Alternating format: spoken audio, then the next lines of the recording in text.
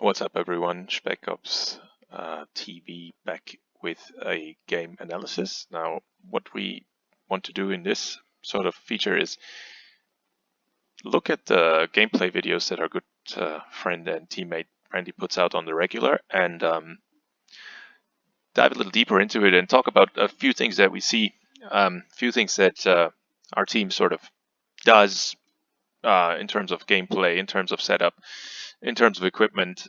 So yeah, let's go into it and just look at what we see.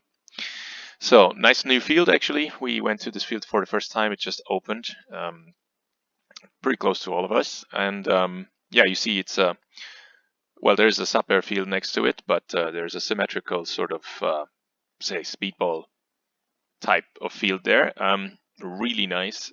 Point of it is, the point why it's so nice is actually that it is pretty much 100% symmetrical, and it was made to be absolutely like competitive in a way. And it's short. It's actually small enough to allow for some pretty quick action, but it's actually big enough that you have some possibility to run. So, for example, if we consider this the say the 50, so this is the middle of the field, we start on the left and right, then you can actually make your way up onto this bus corner here if you do it right. So actually the field is small and tight, but you can really make some good runs, and yeah, it's actually quite the awesome field. So let's have a look what's going on. I think the first video starts around here on the left hand side, so let's go.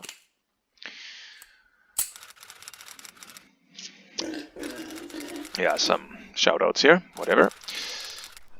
Okay, game starts. So, what's that? So, number one is, what kind of weird mag setup is this here?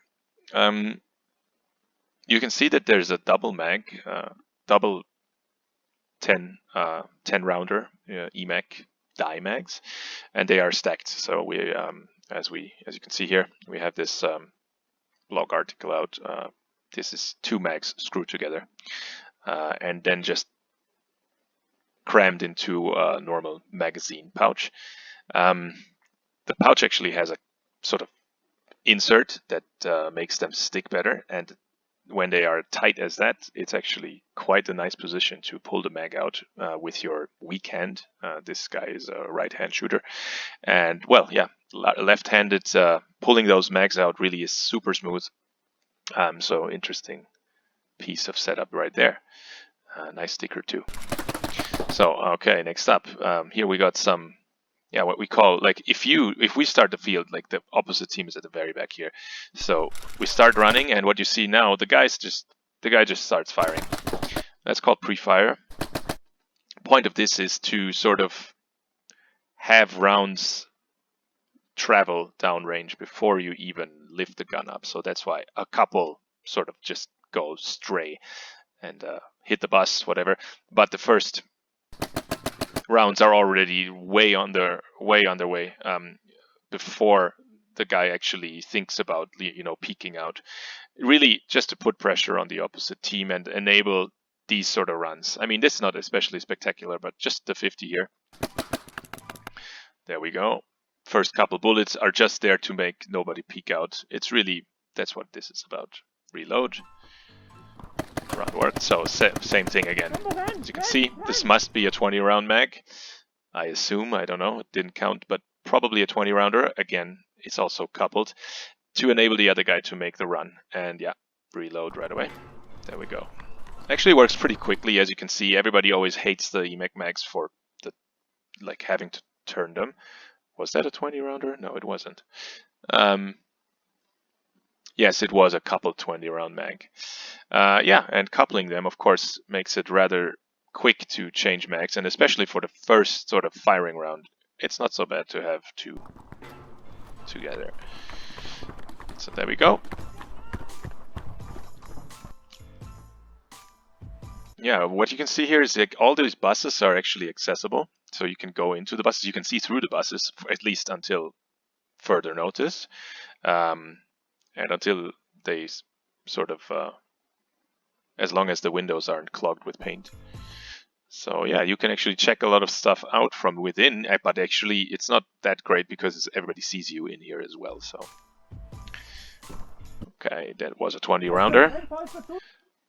Yeah, now what do you see here? Okay, yeah, he sees somebody, and yeah, initially, well, just put rounds on him, just make him sort of not peek out, so this guy has a chance to run. That's exactly what happens here. Just pressure. Nice one. Hopefully that worked. Yeah, well, that's also important. Again, yeah, tell people what they can and can't do, and yeah, simple instructions help. Now let this guy run up. Nice slide. What you can see here is that's not especially perfect. Like you can see what's hanging out of the cover. So the cover line is here, and well, the left leg certainly does not need to be out there.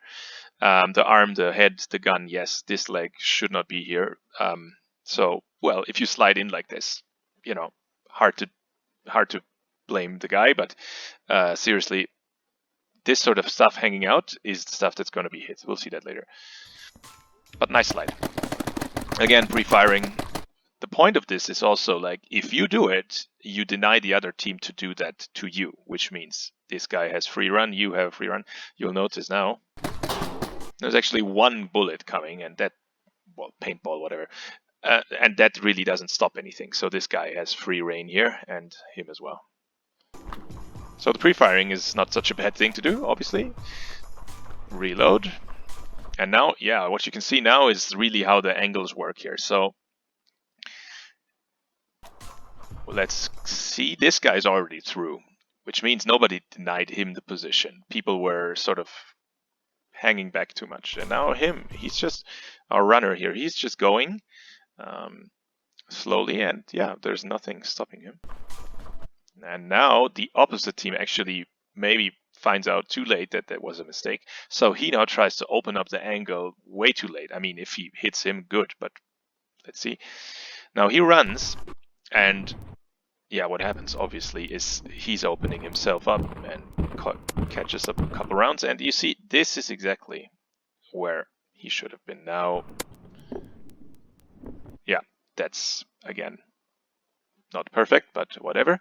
You see the guy sticking out, and yeah, you see exactly the effect. Now he denied this run. Now himself is getting. It was at this moment. Yeah, a couple rounds served. And that's really, that's what angles are about. And paintball is all about angles. Well, here we go. Thing is, that usually helps you learn. And maybe we should be a little more strict with tying those field pieces down. Okay, now you see it again. How we try to communicate. Actually, just simple instructions like close, close, close helps the other guy to understand he's under pressure. Again, reload. Well,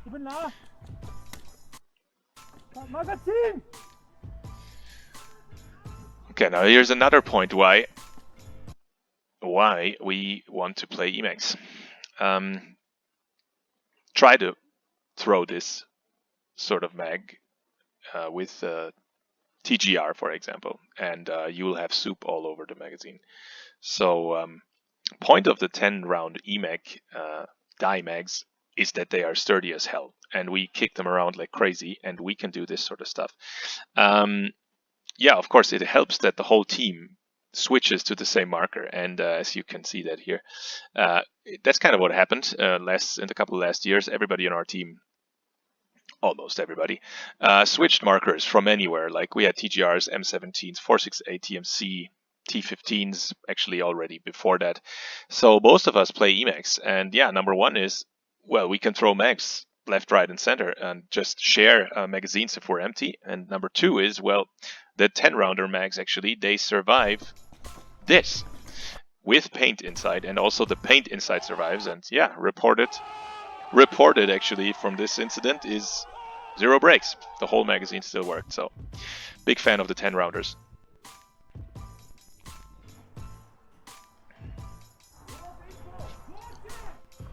What is that? Okay, so another little lesson here. What we do in our team is when we are at a new field, and this was the first time we ever played here, we sort of assign names to the different covers, and yeah, whatever that means. There we go. Yeah, that's what it is. So it really enables us to be very precise, or like precise enough for quick communication without like telling people he's at the tree or at the bus. I mean, there are 4 buses here. So yeah, just made sense to assign names to the buses, and this was an obvious one. So this Porsche. And he actually knows to expect this guy, yeah. Didn't really work, but you get the point.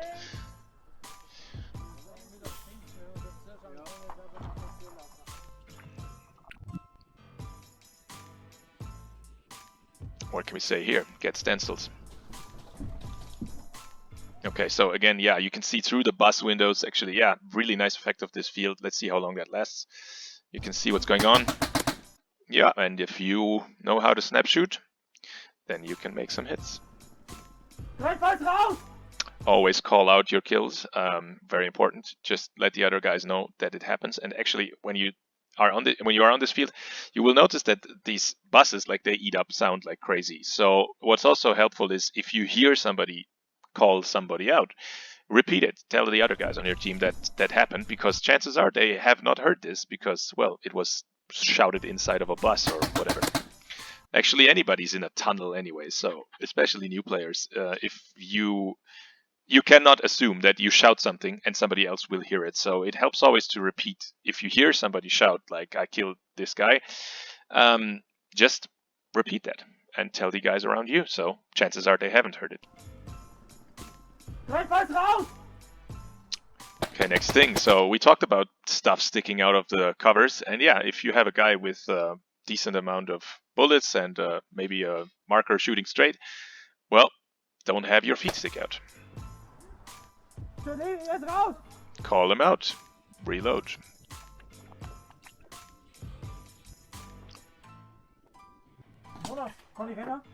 Yeah, now communications. Obviously, talk to each other. Now what we see here is what we call crossing. So this guy here covers on the, like, from right to left. So this guy can actually focus on this side, because this dude here on the right, he has no chance to sort of meaningfully open up an angle on the guy on his opposite side. So what you want to open that angle up. So the point of this is to cross. So I'm covering, so that's actually me. I'm covering his left side, so he can open up an angle on the guy here, because us two, me and the guy behind the white container, we would be in this situation forever and just waste bullets. So enabling him to make his left side, to forget about his left side, lets him open up the angle here and just pre-fire. There we go again. Like, while you're running, just start shooting. You have 10 rounds. There we go. He doesn't see anything, shoots already. Bullets are in air when he gets visible. There we go. That's exactly the split second that you want to, as a sort of advantage over your opponent. So again, it's angles. So if me and this guy just trade shots, it will be luck at best. Or maybe some skill, but probably luck, and it will take forever and it will just waste bullets. So the point is, make him able to run, talk to each other, tell him it's possible. Let him open up the angle. You need to open up the angles. And now pre-fire, just waste bullets, put 10 bullets down, immediately reload, ask, talk. I'm asking what's going on. Yeah, just deny, make them a little, yeah, scare them a little, and then push after it. So there's a hit. Oh, that crossing maybe didn't work perfectly. Somewhere here there must be a guy. So yeah, this didn't work forever. Okay, now again, some peeking. What we said earlier, don't expose more than you need to. As you can see, nothing is sticking out. He saw an opponent here, and now this is exactly what we want. This is exactly what we want. This, you see the stance here. This, you really, I mean, the camera is on the head, so you really just want to tilt out your head slightly, raise the gun, make nothing stick out, and then, like, show as little as possible from your side. And this guy, yeah, obviously he's not trying to be in cover. He opened up this, he tried to slice sort of to get an angle on somebody on the left, exposing him completely. And now, well, you can really profit off that. So there we go. Just serve him. And here you see it again. Nothing like this line here and the marker should align. Your foot should not be on the left here. Your head should be half out. Yeah, you really see the opposite effect of this when you open yourself up too much. Understandably, like this guy on the opposite side, he was trying to open up on the... He was trying to slice for something further to the left.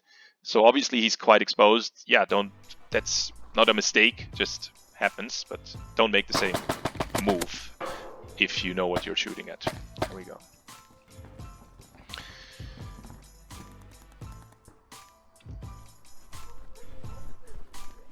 Okay, now open up a little bit.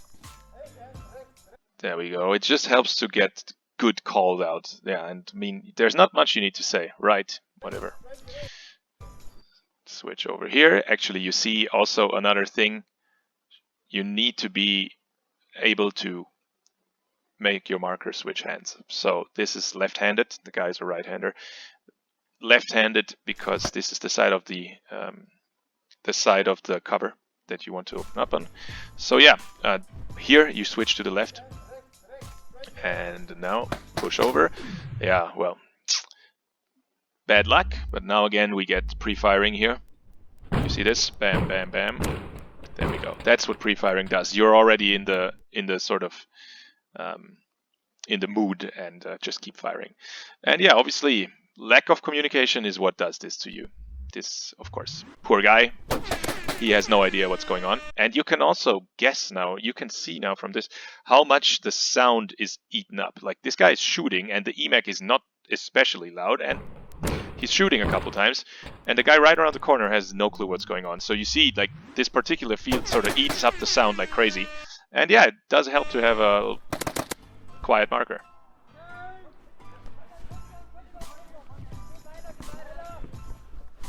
Ah, what's going on here?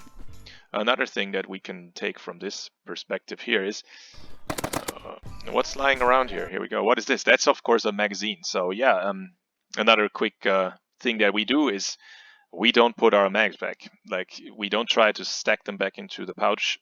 Forget about it. Just drop them. They will survive it. Again, die mags or Planet Eclipse mags, they survive being kicked around a bit. My old TGR mags, they didn't take that so well, but yeah, we really don't bother with putting our mags back into the pouches. They just stay on the fields usually. You can always come back and pick them up, also on larger fields. Of course, a bit more care on a larger field, but on a small field like this, drop your mags on the floor. Don't bother.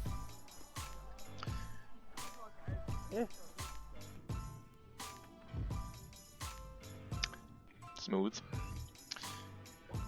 If you're a careful watcher, then you notice some continuity issues here. This logo was already done in the last shot, but we forgive that. Oh, here we go. It's gone again, so whoever cut that video.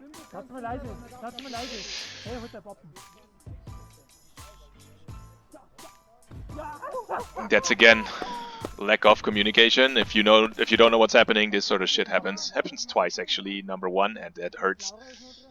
And number two, again, if you don't know what's going on, well, you just run into each other. So communication is key, as we all know. That must have hurt. And that's it.